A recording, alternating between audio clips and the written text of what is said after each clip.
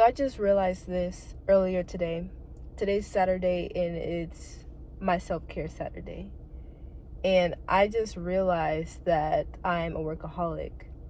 Now, people have tried to tell me this, but not directly.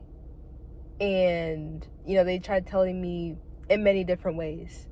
But I normally hear this, like the same thing. And I normally say, like, oh, I sound a lot older than I am. What I give off, it doesn't sound like I'm the age that I am. I sound like I have 4 kids. I'm 40 with 4 kids and another one on the way, single parent, and I'm only 21. And they're like, oh, like you have so much time ahead of you. You're so young, and I understand all of that. I know that. I get that. But I guess because since I had to grow up so fast and, my upbringings with the expectations being ridiculously high, with the bar always being pushed up higher every time I'm just about to reach it, and, with hustle culture as well on top of that, and being a part of a team that was very steadfast.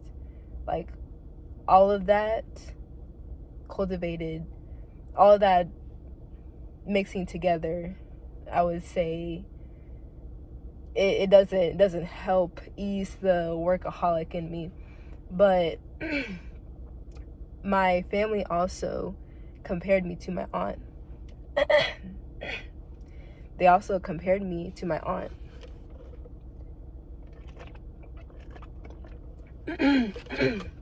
Sorry. They also compared me to my aunt, who is a workaholic, and to her accomplishments and whatnot, and they see it as a good thing. Like, they understand that she's a workaholic, but they see it as a good thing, because she's a hard worker and whatnot. But I'm seeing the consequences of that, the negative side of that, and I'm like, that's not what I want. I don't want to be stressed out. I don't want to be burnt out, but look, yet here I am. Because since I turned 15, I immediately started working. But even before then, they were comparing me to her and her accomplishments and whatnot. But I'm just like, no, I wanted to be my own person.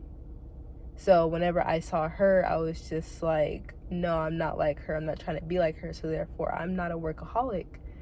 But today, with it being my day to relax, keyword relax, there was a point where I wasn't doing anything at all. And I felt a little off.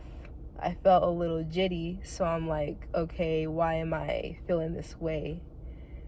And, it's because I wasn't doing anything. And so I'm like, okay, let me think of, my 3, or I feel like I didn't accomplish anything. I didn't do anything when it's supposed to be my day to just chill out. And so I'm like, okay, let me think of my 3 accomplishments, my 3 wins of the day, because that's all it takes, and normally that helps. So I did. I'm like, okay, I washed my face, I got dressed, and I read for 25 minutes. None of that helped. I still didn't feel pleased with that. And so I'm like, dang, that didn't help either. So I'm like, what the heck? So, I'm just thinking through it, and I'm like, okay, I'm not feeling productive on a day where I'm supposed to relax. So maybe, I'm a workaholic, just thinking through it. And I came to that conclusion, and I look up what a workaholic means. And so I'm like, okay, that could be the case why I'm always so on edge, especially whenever I don't feel like I'm doing anything productive. Like, if I'm just in a mode where I am, relaxing, I feel a little bit bad about myself, or if I'm doing it for a little too long. If it's just for like 30 minutes, then it's like okay, but oh God forbid if I give myself a whole 24 hours type thing. So I was just thinking about that, and I came to that conclusion, and understanding where that came from. And I think it also comes from my family, with being hustlers, and mainly my aunt, because I understand that we nor they grew up with not a lot. So with that, they grew up with a very scarcity mindset, a lack mindset too. So, we're always trying to work hard, work for the next dollar. So I get that. And, wanting that financial security. But I will say the big thing that they did neglect, because all of that is mental, but that's the number one thing that they neglected, was the mental, was in here internally. And normally that's something that's a typical thing in the Black community. It's like we just turned a whole blind eye to it. Even to this day, like I still hear that playing ignorant to someone, or like to mental health. And it's like, dang, what an advocate you are. Like, people claim to be an advocate, but still, it's like, still turning a blind eye to it and ignoring it in our community.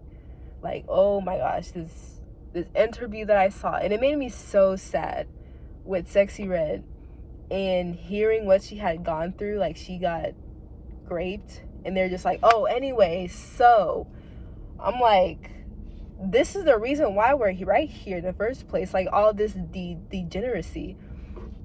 But I digress. Man, but yeah, I came to that conclusion. So if anyone have any ideas, I'm reading this book, How to Stop Worrying and Start Living, by Dale Carnegie. And if you don't know who Dale Carnegie is, he just gives it straight. Like, it's a tutorial in a book. Like, and I like reading books that, if I'm going through something, and I would like to read the book about what I'm going through. Because I feel like books reveal to you essentially the things that you don't know about yourself. And so, yeah, I'm reading that, and right off the jump, he's talking about worrying about the past and worrying about the future. If you worry about the past, it causes depression, and if you're worrying about the future, it causes anxiety. So focus on the present. Right off the jump, obviously. So I've just been trying to focus more on the present, and actually relax without feeling bad, because that's what I had noticed. And it's just really funny, and I'm thinking, well, maybe I could do something that's slightly productive, like kind of trick my brain, but that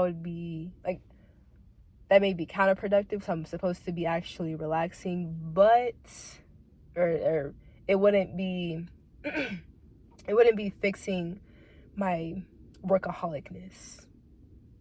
It wouldn't fully help that. So I don't know, maybe I can just trick my brain into thinking that it's productive when it may be, but it's not at the same time. It's not that important.